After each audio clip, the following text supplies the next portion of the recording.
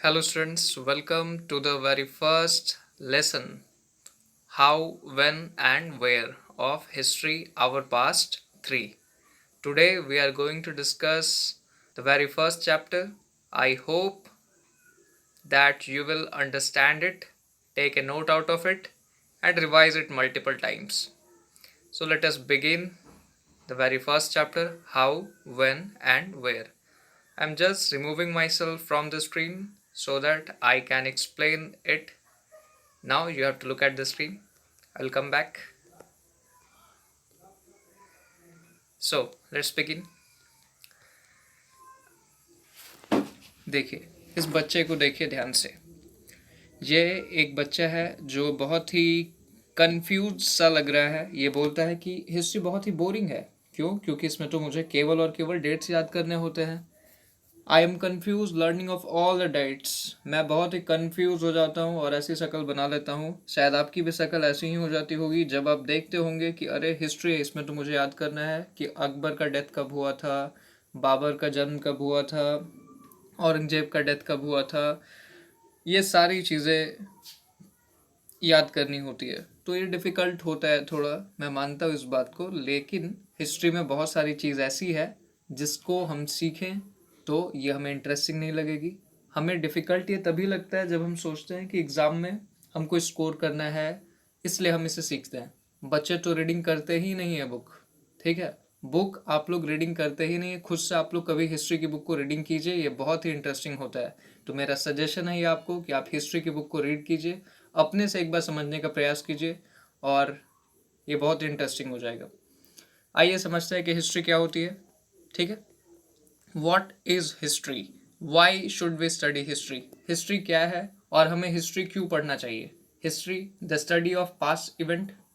History past event की events के बारे में होता है और ये लोगों के बारे में होता है और सोसाइटी किस टाइप की थी, कौन कौन से इवेंट्स हुए पास्ट में, जैसे वर्ल्ड वॉर 1 कब हुआ, वर्ल्ड वॉर 2 कब हुआ, ओलंपिक कब स्टार्ट हुआ, सबसे पहले क्रिकेट कब खेला गया, किन देशों के बीच में खेला गया। ये सारी चीज़ें हम कहाँ जानने को हमको मिलता है? हिस्ट्री में ये सारी चीज़ें हम हिस्ट्री में सीख सकते हैं। और प्रॉब्लम्स कौन कौन से थे पास्ट में, पीछे के ज़माने में, मतलब पिछले ज़माने में लोगों को क्या क्या दिक्कत हुई, कौन कौन सी प्रॉब्लम हुई, ये सारी चीज़ें हम लोग कहाँ सीख सकते हैं? ये हम हिस्ट्री में सीख सकते हैं। और ये सबसे इम्पॉर्टेंट है, प्रॉब्लम्स ऑफ द पास्ट को जानना। क्योंकि जब हम ये जानेंगे कि पिछले लोगों को, जो पुराने लोग थे, उनको कौन कौन सी समस्या हुई इस धरती पर रहने में, ठीक है। जैसे सबसे पहले हम लोग के पास ट्रांसपोर्ट का सिस्टम नहीं था, ठीक है। तो जब ट्रांसपोर्ट का सिस्टम नहीं था तो उनके पास कौन कौन सी दिक्कतें होती थी, क्या क्या परेशानी होती थी, ये सारी चीज़ें हम लोगों को जानना चाहिए। क्योंकि जब हम प्रॉब्लम को जानेंगे तो उसका सॉल्यूशन भी जानने का हम कोशिश करेंगे। तो जब उसके लिए अगर हमको सॉल्यूशन मिलेगा, और अगर वैसी स्थिति हमारे साथ भी फ्यूचर में होती है तो हम सेम वे में निपट सकते हैं अगर हम उस सॉल्यूशन को जानें। तो आपको पता चल गया होगा कि हिस्ट्री पढ़ना इंपॉर्टेंट क्यों है। अब कुछ ज्ञानी लोगों ने, कुछ जानकार लोगों ने हिस्ट्री क्यों पढ़ना चाहिए इसके लिए कुछ एक दो वाक्य लिखे हैं जो मैं आपको सुनाना चाहता हूँ, ताकि ये आपको मोटिवेट करे हिस्ट्री के बारे में जानने के लिए। तो एडमंड बर्क, जो कि एक आयरलैंड के फिलोसोफर थे, उन्होंने कहा था, those who don't know history are doom to repeat it. जो इतिहास को नहीं जानते हैं वे उसे फिर से दोहराने का काम करते हैं। दोहराने का क्या काम? यानी कि जो भी मिस्टेक्स हमसे पास्ट में हुआ है, अगर हम उससे सीख नहीं लेंगे, अगर हम उसे जानेंगे नहीं कि ये चीज़ हमें नहीं करना है, तो हम फिर से उसे दोहरा देंगे, और दोहरा देंगे तो फिर से वही प्रॉब्लम हो जाएगा। तो हमारे जो फॉर्मर पीपल थे, जो पहले रह चुके हैं इस धरती पे, तो अगर हम उनकी गलतियों से नहीं सीखेंगे then we would be doomed. हम लोग डूम्ड हो जाएंगे, हम लोग बर्बाद हो जाएंगे। डूम्ड का मतलब तो बर्बाद हो जाना, ठीक है। तो हमें बर्बाद नहीं होना है, इसलिए हिस्ट्री पढ़ना है। और एक अमेरिकन नोवेलिस्ट जिनका नाम माइकल क्रिशन था, उन्होंने लिखा था, if you don't know history then you don't know anything. अगर आप इतिहास नहीं जानते हैं तो आप कुछ भी नहीं जानते हैं। You are a leaf that doesn't know it is part of tree. आप उस पत्ते के समान हैं जिसे यह भी ज्ञात नहीं है, जिसे यह भी पता नहीं है कि वो एक ट्री का पार्ट है, ठीक है। उसे अपना पोटेंशियल पता नहीं है, आदमी ने क्या क्या जाना है। अगर वो हिस्ट्री से सीख नहीं लेगा तो वो उसका बर्बाद होना तय है। तो ये बहुत ही अच्छी लाइनें हैं जो मुझे लगी एडमंड बर्ग की और माइकल क्रिशन की, जो कि मैंने आपके साथ शेयर की। तो होप करता हूँ कि अब आप हिस्ट्री पढ़ने में इंटरेस्ट लेंगे। आइए अब हम आगे देखते हैं, इस चैप्टर में आगे बढ़ते हैं। जब आप बुक खोलते हैं तो आपको सबसे पहले एक ऐसा फिगर दिखाई देता है एनसीईआरटी की बुक में, और इस फिगर को आप ध्यान से देखिए। यहाँ पे एक ब्राह्मण है जो कि अपने सारे शास्त्र दे रहे हैं ब्रिटानिया को। अब ब्रिटानिया कौन, सवाल उठता है कि ब्रिटानिया है कौन आखिर? क्या ब्रिटानिया बिस्किट? नहीं, ब्रिटानिया फीमेल एलेगोरी है जो कि ब्रिटिशर्स की है। जैसे हमारे यहाँ पे ये होते हैं, आप देखे होंगे नोट पे बने होते हैं और ऐसे 4 शेर रहते हैं और यहाँ पे सत्य में हो जाते हैं लिखा रहता है। सो इधर 4 अशोक एम्बलम। सेम वे में एलेगोरी होती है ब्रिटेन की। तो यहाँ पे इस पिक्चर को बनाया है जेम्स रनल ने, और यहाँ पे डेट भी लिखा है कब बनाया गया है। इसको बनाया गया है 1782 में। इसका नाम है हिंदुस्तान बाय जे रनल। तो आइए इस पिक्चर के बारे में हम लोग थोड़ा समझने का प्रयास करते हैं। Brahmans offering the shastra to Britannia the symbol of British power. Brahmans लोग अपने शास्त्र को दे रहे हैं ब्रिटानिया को, जो कि कौन है, सिंबल ऑफ ब्रिटिश पावर। यानी कि इंडियन ब्राह्मण्स लोग जो है, इस पिक्चर में दिखाया गया कि इंडियन ब्राह्मण्स लोग अपने सारे शास्त्र, अपने सारे ज्ञान के जितने भी रिसोर्स है वो दे रहे ब्रिटानिया को। और ऐसा दिखाया जा रहा है इस पिक्चर के माध्यम से कि ब्राह्मण लोग यहाँ पे पूरी तरीके से डिपेंडेंट हो गए हैं ब्रिटेन पे, ताकि ब्रिटिशर्स लोग इंडियन को सिविलाइज कर पाएँ, इंडियन को ज्ञान दे पाएँ, एनलाइटन कर पाएँ। ठीक है, इस पिक्चर को बनाया था जेम्स रनल ने, और ये जाहिर तौर पे इंडियंस को नीचा दिखाने के लिए ऐसा किया गया था। ठीक है, इसे बनाने वाले थे जेम्स रनल, जो कि 1782 में इस पिक्चर को बनाए थे। क्योंकि यहाँ पे आप डेट्स देख सकते हैं, यहाँ पे by J Rennell in the year 1782। Okay. Rennell was asked by Robert Clive to produce maps of Hindustan. Rennell को रॉबर्ट क्लाइव ने कहा था कि आप हिंदुस्तान का मैप भी तैयार करें। तो ये सारी चीज़ें रेनल ने की थी। This picture shows that Indians willingly gave over their ancient texts to Britannia as if asking her to become protector of Indian culture। ये पिक्चर दिखाता है कि भारतीय लोगों ने अपने जितने भी एंशियंट टेक्स्ट है, यानी कि वेद पुराण, सारे ब्रिटानिया को दे दिए थे, ताकि, और उनसे कह रहे थे कि आप कृपया करके इंडियन कल्चर की प्रोटेक्टर बन जाए। तो ये ब्रिटिशर्स लोगों ने हमारे कल्चर के साथ किया, आप देख सकते हैं। तो क्या आपको ये पता चल रहा है कि वो हमारे कल्चर को डिस्ट्रॉय करने का ये एक तरीका था, ये एक एजेंडा था? जी, ये एक तरीका था। तो इसलिए हमें इतिहास के बारे में जानना ज़रूरी होता है कि कैसे लोग डिटोरिएट करते हैं हिस्ट्री को। अब सवाल उठता है, क्या हिस्ट्री केवल और केवल डेट्स के बारे में है? नहीं, ऐसी बात नहीं है। No, because people in India did not begin drinking tea on the day they developed a taste for it over time, right. History केवल और केवल डेट्स के बारे में नहीं है, ये उससे भी कुछ अलग बात है। इसमें कौन सी बात है हम समझते हैं। क्या ऐसा है कि एक पर्टिकुलर डेट को, सपोज आज का डेट मान लेते 3 मई, क्या 3 मई 2020 को लोगों ने 3 मई 2020 को लोगों ने पानी पीना स्टार्ट किया? क्या हम स्पेसिफाई कर सकते हैं ऐसे डेट को? नहीं कर सकते हैं। या 3 मई 2020 को लोगों ने मास्क पहनना स्टार्ट किया? क्या हम स्पेसिफाई कर सकते हैं? नहीं कर सकते हैं। लोगों ने जितनी भी चीज़ें दुनिया में की है सब ग्रेजुअली हुआ है। तो एक पर्टिकुलर डेट हम सभी चीज़ों को असाइन नहीं कर सकते हैं। जितनी भी एक्टिविटी हो रही है हम सभी चीज़ के लिए एक पर्टिकुलर डेट असाइन नहीं कर सकते हैं। क्या हम इस बात के लिए डेट असाइन कर सकते हैं कि ब्रिटिश रूल किस दिन स्टार्ट हुआ था? कोई अगर डेट ऐसा बता दे तो उसे मुंह मांगा इनाम दिया जाए। ठीक है, the date on which national movement started, किस दिन नेशनल मूवमेंट स्टार्ट हुआ? क्या इसके लिए कोई एक पर्टिकुलर डेट है? इसके लिए कोई भी पर्टिकुलर डेट नहीं है। तो हिस्ट्री हमेशा और हमेशा डेट्स के बारे में नहीं होता है, it is more than that. Okay, that should be take away from here. ये चीज़ आपको यहाँ से समझना है कि हिस्ट्री में केवल और केवल डेट याद नहीं करना होता है। डेट से भी बहुत सारी इंपॉर्टेंट चीज़ें हैं जो कि हमें अपने दिमाग में रखनी होती है। आइए आगे बढ़ते हैं हम लोग।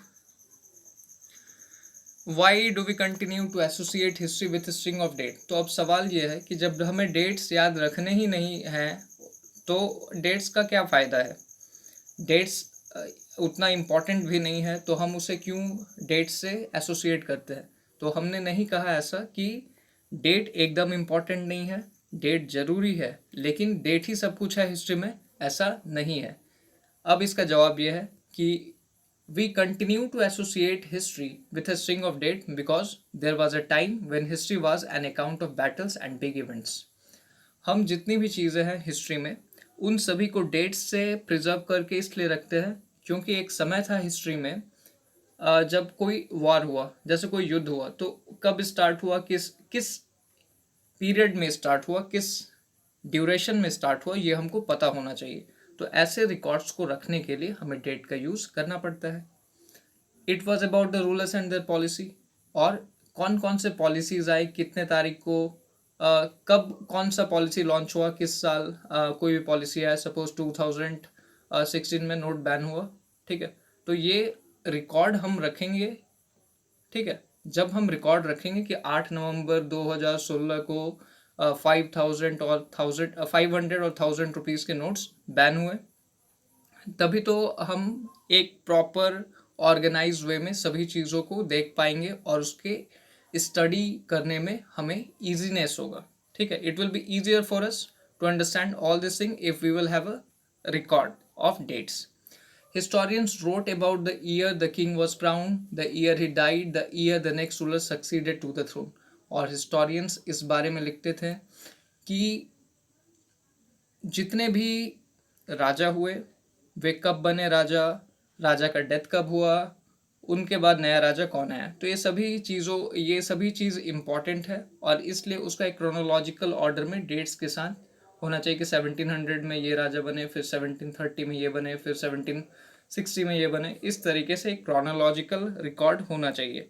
तो फिर से मैं अपनी बात को दोहराता हूँ, केवल और केवल डेट्स इम्पॉर्टेंट नहीं होता है हिस्ट्री में, लेकिन हम लोग डेट्स को भी इग्नोर नहीं कर सकते हैं, ठीक है। अब आगे बढ़ते हैं। अब तो डेट्स बहुत सारे हैं। आप पूछेंगे कि डेट्स तो इतने सारे हैं कि कौन सा डेट इम्पॉर्टेंट है, कौन सा डेट इम्पॉर्टेंट नहीं है, ये आप बताइए। तो इसके लिए क्या क्राइटेरिया होना चाहिए, ठीक है। By what criteria do we choose a set of date as important. हम लोग किस क्राइटेरिया से किसी भी डेट को इम्पॉर्टेंट सेलेक्ट करते हैं, हम लोग क्या समझ के माने कि ये जो डेट है ये इम्पॉर्टेंट है। तो इसका जवाब है the date we select, the date around which we compose our story of the past are not important on their own. जितनी भी डेट को हम सेलेक्ट करते हैं, जितनी जितनी भी डेट्स को हम सेलेक्ट करते हैं और जितनी भी डेट्स को हम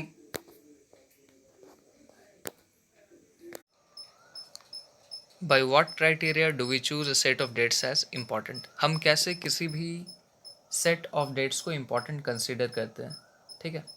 तो जैसे देखिए हिस्ट्री में इवेंट होता है, जैसे कोई एक घटना हुई, उस घटना को हम एक डेट एसोसिएट करते हैं। अगर ये इवेंट चेंज हो जाए तो हम उसके लिए एक अलग डेट एसोसिएट करेंगे। जैसे कोई इवेंट 1 हुआ तो उसके लिए अलग डेट, डेट 1। अगर इवेंट 2 हुआ तो उसके लिए एक अलग डेट, ये डेट 2 हो जाएगा। अब कैसे इसको समझते हैं। The date we select, the date around which we compose our story of the past are not important on their own. जो भी डेट को हम सेलेक्ट करते हैं, डेट का खुद का महत्व नहीं है। डेट तभी महत्वपूर्ण होता है जब उस दिन कुछ हुआ होता है, ठीक है।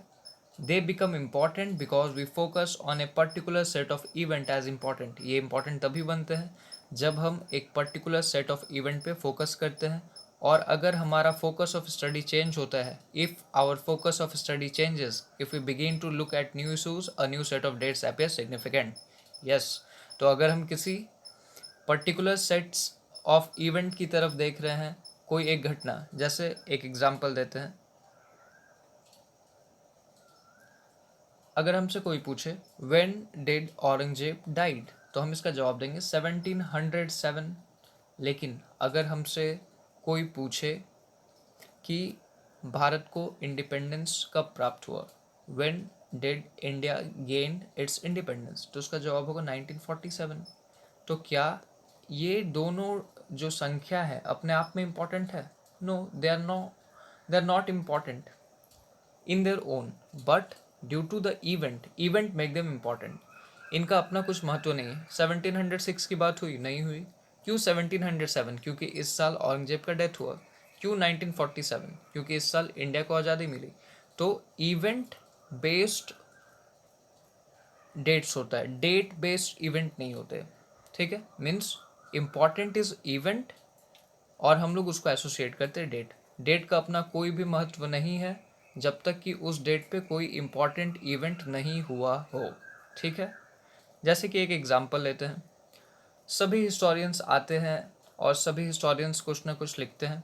तो उसी तरह ब्रिटिश हिस्टोरियंस भी जब आए भारत, तो उन्होंने भारत के बारे में जो हिस्ट्री लिखी वो स्टार्ट होती है गवर्नर जनरल के हिस्ट्री से।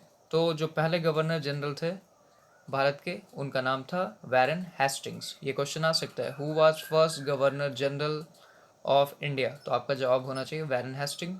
1773 में वैरन हेस्टिंग जो थे वो पहले गवर्नर जनरल ऑफ इंडिया बने, और जो आखिरी विसरे थे वो थे लॉर्ड माउंटबेटन। तो उनका जो हिस्ट्री स्टार्ट होता है वो ऐसे ही स्टार्ट होता है कि Warren Hastings became the first governor general of India, और यहाँ से लेके जितने भी इवेंट्स हुए, जब तक लॉर्ड माउंटबेटन इंडिया को छोड़ के नहीं गए तब तक वो सारे चीज़ को कंटिन्यू करते हैं। इस 1773 के इवेंट्स को वो लोग डिस्क्राइब नहीं करते हैं, क्योंकि वो लोग हिस्ट्री के एक पर्टिकुलर इवेंट को ही फोकस कर रहे हैं, ये उसी पे फोकस कर रहे हैं।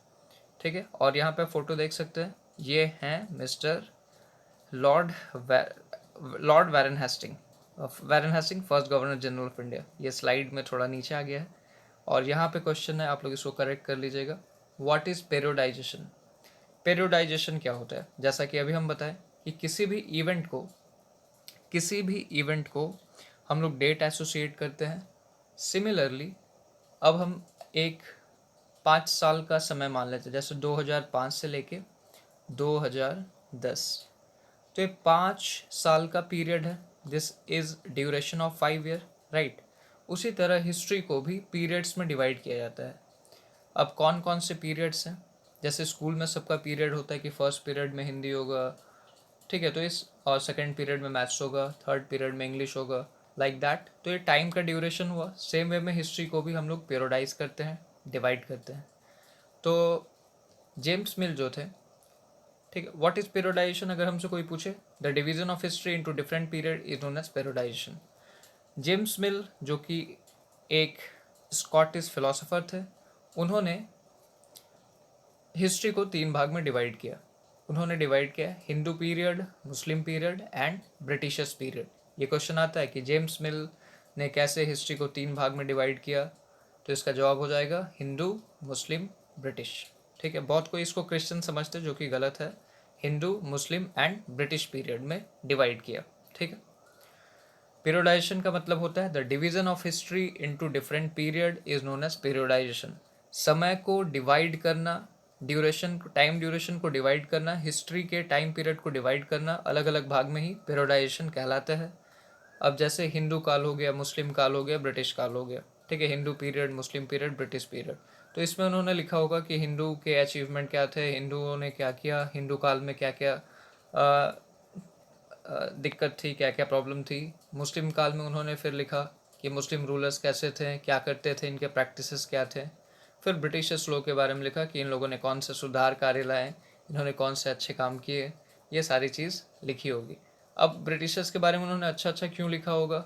साफ बात है कि जेम्स मिल जो कि एक स्कॉटिश फिलोसोफर थे, यानी कि यूके का जो पार्ट है अभी, तो कोई भी अगर यूरोपियन अपने कॉन्टिनेंट के बारे में लिखेगा या अपने ब्रिटेन के हिस्ट्री के बारे में लिखेगा तो वो अच्छा अच्छा ही लिखेगा, और दूसरे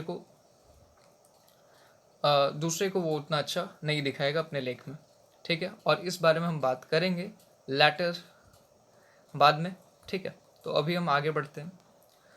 how other historians have periodise history? क्या दूसरे हिस्टोरियंस भी थे? हाँ थे, केवल ब्रिटिश हिस्टोरियन नहीं थे। तो दूसरे हिस्टोरियंस ने हिस्ट्री को डिवाइड किया है एंशिएंट पीरियड में, मिडाइवल पीरियड में और मॉडर्न पीरियड में। ये 3 पीरियड है जिसमें दूसरे हिस्टोरियंस ने हिस्ट्री को डिवाइड किया है। वे हैं ancient period, medieval period and modern period.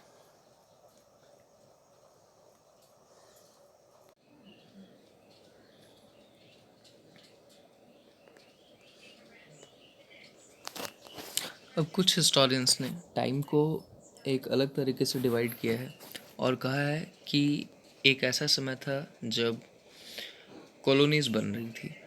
Colonies मतलब क्या? जब एक कंट्री के रूलर्स, एक कंट्री के कुछ कनकरर दूसरे कंट्री पे अटैक करते और उस वीकर कंट्री को, जो वीकर कंट्री होगा उसे हम सब्जेक्ट कंट्री बोलेंगे, ठीक है। तो एक कंट्री के रूलर दूसरे कंट्री पे अटैक करेंगे और उस वीकर कंट्री, जिसे हम सब्जेक्ट कंट्री कहेंगे, वहाँ पे वे अपने कॉलोनीज बनाएंगे। मतलब वे वहाँ पे धीरे धीरे बसना स्टार्ट करेंगे और वहाँ पे लोकली भी रूल करना स्टार्ट कर देंगे। तो इस प्रोसेस को कॉलोनाइजेशन बोलते हैं और ऐसे पीरियड को कॉलोनियल पीरियड बोलते हैं। तो व्हाट इज कॉलोनाइजेशन देखते हैं। When a country starts controlling the other subject country and due to which there is economic, political, social and cultural changes in subject country, then it is known as colonization. जब कोई एक देश दूसरे देश के ऊपर अटैक करेगा और उसको, और वहाँ पे वे बसने लगेंगे। तो जब अगर ब्रिटिशर्स हमारे यहाँ पे बसेंगे तो हम लोग देखिए आज इंग्लिश सीखे हैं, ठीक है। हम हर दूसरा शब्द जो बोलते हैं उसमें इंग्लिश आता है। हम पढ़ाई इंग्लिश मीडियम में करते हैं। रेलवे, पोस्ट ऑफिस, ये सब जितने भी थे सब उन्होंने लाया। तो ये सारे सिस्टम को उन लोगों ने डेवलप किया। जो आज हम सिविल सर्विसेज एग्ज़ाम देते हैं तो इंडिया में इंट्रोड्यूस उन लोगों ने किया। तो सभी चीज़ें जो आई वो ब्रिटिशर्स ने किया। तो इससे जो चेंजेस आए वो कौन कौन से चेंजेस हैं? Social, cultural, political and economic changes. ये सारे चेंजेस के कारण वही थे, ठीक है। कॉलोनाइजेशन का मतलब समझ में आया? आगे बढ़ते हैं अब सवाल ये आता है कि जेम्स मिल कौन था? हु वाज जेम्स मिल? ये बहुत ही इंपॉर्टेंट क्वेश्चन है, एग्जाम्स में कई बार आता है। जेम्स मिल के बारे में लिखिए कि ये कौन थे। तो अभी आपको एक एग्जाम्पल में हम समझाए थे, फिर से देखते हैं। James Mill was a Scottish economist and political philosopher. James Mill एक स्कॉटिश इकोनॉमिस्ट थे और एक पॉलिटिकल फिलोसफर थे। He publish a 3 volume work, a history of British India. उन्होंने एक 3 वॉल्यूम वर्क पब्लिश किया। उन्होंने एक किताब लिखी जो कि 3 वॉल्यूम में थी, पार्ट 1, पार्ट 2, पार्ट 3, और इस किताब का नाम था अ हिस्ट्री ऑफ ब्रिटिश इंडिया, ठीक है। उन्होंने हिस्ट्री को 3 भाग में डिवाइड किया। यही थे जिन्होंने हिस्ट्री को 3 भाग में डिवाइड किया, Hindu, Muslim and British. He thought that Asian societies were at lower level of civilization than Europe. इनका मानना था कि जो यूरोपियन कंट्रीज़ हैं और जो एशियन कंट्रीज़ हैं, तो यूरोपियन सोसाइटीज़ जो हैं वो हायर लेवल ऑफ सिविलाइजेशन पे है और जो एशियन सोसाइटीज़ है वो लोग लोअर लेवल ऑफ सोसाइटीज़ पे है। इसलिए यूरोपियंस को क्या करना चाहिए? एशियन सोसाइटीज़ पे कब्ज़ा कर लेना चाहिए और उन्हें तौर तरीका सिखाना चाहिए। ये जेम्स मिल का मानना था। रहने का तौर तरीका, खाने का तौर तरीका, पढ़ने का तौर तरीका, ये सब यूरोपियन सिखाएंगे एशियन सोसाइटीज़ को, ठीक है। ये इनका मानना था, जो कि एक बायस सोच था। ये एक पक्षपात वाली सोच थी। अब देखते हैं what was the problem with the periodisation that James Mill offered. अगर जेम्स मिल ने हिस्ट्री को डिवाइड कर ही दिया हिंदू पीरियड, मुस्लिम पीरियड और ब्रिटिश पीरियड में, तो इसमें क्या बुराई है? इसमें क्या दिक्कत है? कौन सी इसमें परेशानी है? तो देखते हैं। The problem with the periodisation that James Mill offered were as follows. He showed that India was incapable of progress without British help, but in reality British looted India. उन्होंने जब अपनी बुक लिखी तब उसमें उन्होंने लिखा कि भारत ब्रिटिशर्स के मदद के बिना डेवलप नहीं हो सकता है। लेकिन एक्चुअली में क्या हुआ, ब्रिटिशर्स लोगों ने इंडिया को लूटा, तो ये बात तो गलत हो गई। अब जब उन्होंने पैरोडाइज किया चीज़ों को, तो वैरायटी ऑफ फेथ एग्जिस्ट करते थे, यानी कि बहुत सारे धर्म इंडिया में थे। तो क्या हम ऐसे किसी भी समय को डिवाइड कर सकते हैं किसी रूलर के रिलीजन के बेसिस पे? नहीं कर सकते। देखिए, variety of faith existed simultaneously, बहुत सारे धर्म एक साथ एग्जिस्ट करते थे इंडिया में। सो time can not be classified only on the basis of religion of the ruler. अब रूलर का क्या रिलीजन है, अगर राजा हिंदू है तो हम ऐसा नहीं कह सकते कि पूरा काल हिंदू काल है। राजा अगर मुस्लिम है तो हम पूरा नहीं कह सकते कि पूरा काल मुस्लिम काल है। अगर रूलर ब्रिटिशर है तो हम नहीं कह सकते हैं कि पूरा का पूरा काल ब्रिटिश काल है। ठीक है, क्योंकि जब ब्रिटिश काल है, ये एक इनअप्रोप्रिएट वे होगा हिस्ट्री को देखने का। ठीक है, क्योंकि राजा का जो धर्म है वही उसी के आधार पे अगर हम डिवीज़न करें टाइम का तो ये गलत होगा, क्योंकि उस समय पब्लिक भी है और पब्लिक में सबका धर्म क्या है, सबका धर्म अलग अलग होगा, तो वैरायटी ऑफ फेथ होगा। इसलिए हम केवल राजा के धर्म के अनुसार पे किसी भी टाइम को डिवाइड करेंगे तो ये गलत तरीका है हिस्ट्री को देखने का। तीसरा है, all the rulers in the ancient India did not share the same faith. अब एंशिएंट इंडिया में जब थे, मतलब एंशिएंट इंडिया, ठीक है, तो उसमें जितने भी राजा थे, हर वो बहुत सारे स्टेट्स थे उस समय। तो एक स्टेट का राजा अगर हिंदू होता था, दूसरी जगह का मुस्लिम होता था, तीसरी जगह का कोई और होता था, कोई फ्रेंच भी हुआ, ठीक है, और कभी ब्रिटिशर्स भी हुआ। तो ऐसे हर एक ही टाइम पे अलग अलग जगह पे जब लोग थे,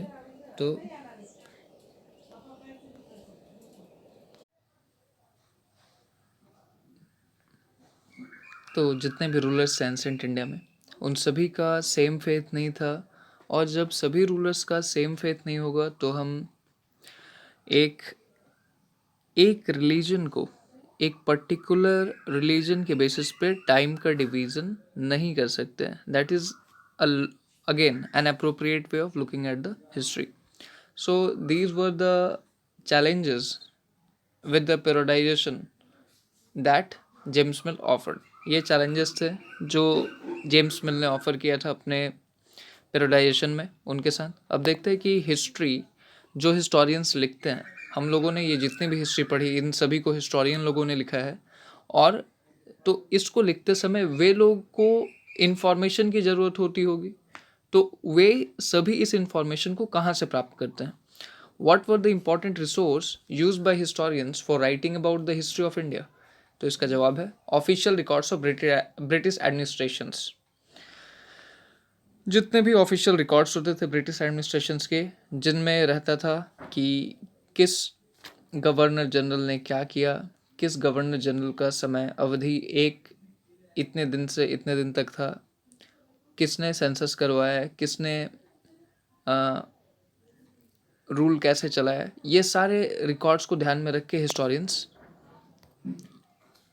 ये सारे रूल्स को ध्यान में रख के हिस्टोरियंस जो होते हैं वे अपना काम करते हैं।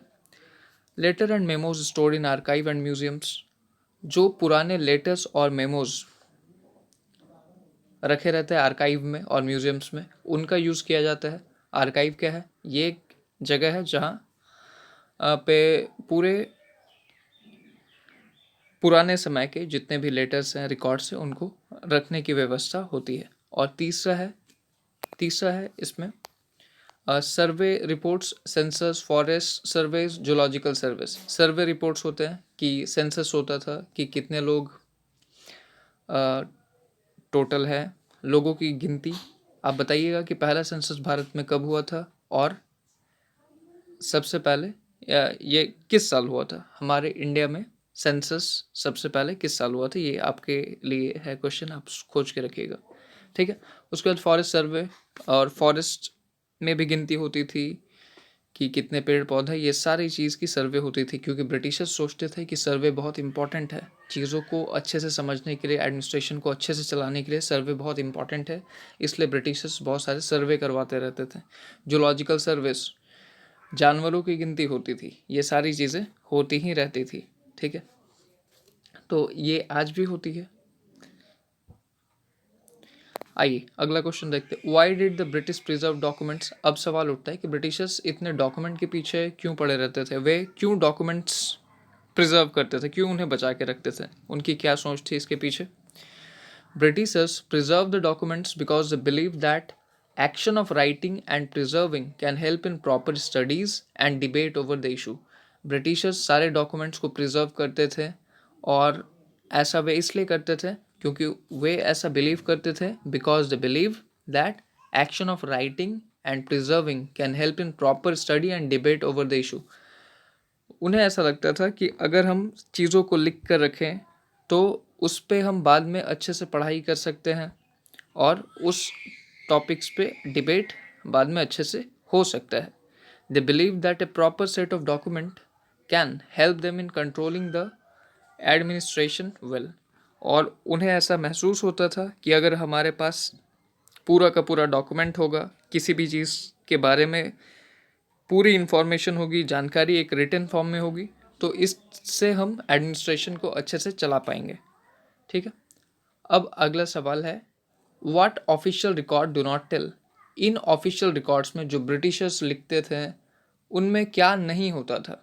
ये तो हो गया कि क्या होता था, उसमें सेंसस होता था, रिपोर्ट्स होता था, जूलॉजिकल रिपोर्ट होता था, जानवर कितने हैं उनकी संख्या होती थी, और पेड़ कितने हैं जंगलों में उनकी संख्या होती थी। क्यों? क्योंकि पेड़ को काटना था, उन्हें बेचना था, भेजना था, ये सारी चीज़ें होती थी। लेकिन इन ऑफिशियल रिकॉर्ड्स में क्या नहीं होता था, तो इसमें क्या नहीं होता था आइए समझते हैं। What official record do not tell? Official record tell us about what the official thought. Official records में ये होता था कि officials क्या सोचते हैं, what they were interested in, उनका मन किस में लगता है, वे क्या करने जा रहे हैं, ये सारी चीज़ें official records में होती थी। But these records do not tell us about what others in the country felt and their actions. ये records हमें यह नहीं बताते हैं कि country में दूसरे लोग क्या सोचते थे। ये रिकॉर्ड्स वही चीज़ बताते हैं कि ब्रिटिशर्स लोग क्या सोचते हैं, उनका अगला स्टेप्स क्या हो सकता है। बट उन्हें ये इन रिपोर्ट्स में ये नहीं देखने को मिलता है कि लोग क्या सोचते हैं, क्या वे दुखी हैं या खुश हैं इस ब्रिटिश राज्य में। ये सारी चीज़ें इस रिकॉर्ड में नहीं होती थी। तो यही डिफरेंस है कि जब एक हिस्टोरियन लिखेंगे हिस्ट्री को, और जो हम जो न्यूज़पेपर में पढ़ेंगे, और जब ऑफिशियल रिकॉर्ड पढ़ेंगे तो ऑफिशियल रिकॉर्ड्स में केवल और केवल हमको ब्रिटिशर्स की बड़ाई मिलेगी। लेकिन अगर हम हिस्टोरियन की हिस्ट्री को पढ़ेंगे तो उसमें हमें दोनों पक्ष देखने को मिलेगा कि ब्रिटिशर्स कैसे इंडियंस को तंग करते थे, परेशान करते थे। लेकिन ऑफिशियल रिकॉर्ड्स में यानी ब्रिटिशर्स लोग अगर लिखेंगे तो वो लोग यही लिखेंगे कि हम लोग डेवलप किए एशियन कंट्रीज़ को और उनको सिविलाइज होने में मदद किए। चलिए अब इस पिक्चर को ध्यान से देखिए। ये पिक्चर है सिपॉय म्यूटिनिटी ऑफ 1857 का। अब यहाँ पे देख सकते हैं कि इसी पिक्चर को अलग अलग जगह पे अलग अलग तरीके से रिप्रेजेंट किया जाता है। जब कोई एक इंडियन रिप्रेजेंटेशन यानी कोई इंडियन हिस्टोरियन दिखाते हैं तो ये दिखाते हैं और लिखते हैं कि म्यूटिनस सिपॉय शेयर द लूट। वो दिखाते हैं कि यहाँ पे जो सिपाही हैं जिन्होंने विद्रोह किया है वो लोग लूट को अपने में शेयर कर रहे हैं। ठीक है, वो लोग लूट को शेयर कर रहे हैं। और ब्रिटिश रिप्रेजेंटेशन दिखाते हैं कि ये जितने भी रेबल्स थे वो लोग ग्रीडी थे, वीसियस थे और ब्रूचल थे। यानी कि इंडियंस को वो ग्रीडी दिखाते हैं, वीसियस दिखाते हैं और ब्रूचल दिखाते हैं। तो इससे हमको साफ पता चलता है कि जब भी कोई एक हिस्टोरियन किसी भी चीज़ के बारे में लिखता है, किसी भी कॉन्टेक्स्ट में लिखते हैं, तो वे थोड़े बायस्ड होते हैं कि उनका नेशन क्या है, उसके अकॉर्डिंग वे हिस्ट्री को फ्रेम करने की कोशिश करते हैं और अपने को एक ब्राइटर लाइट में दिखाने की कोशिश करते हैं। With this we come to an end of this chapter. I hope you will read this chapter well and you will revise it multiple times. Okay,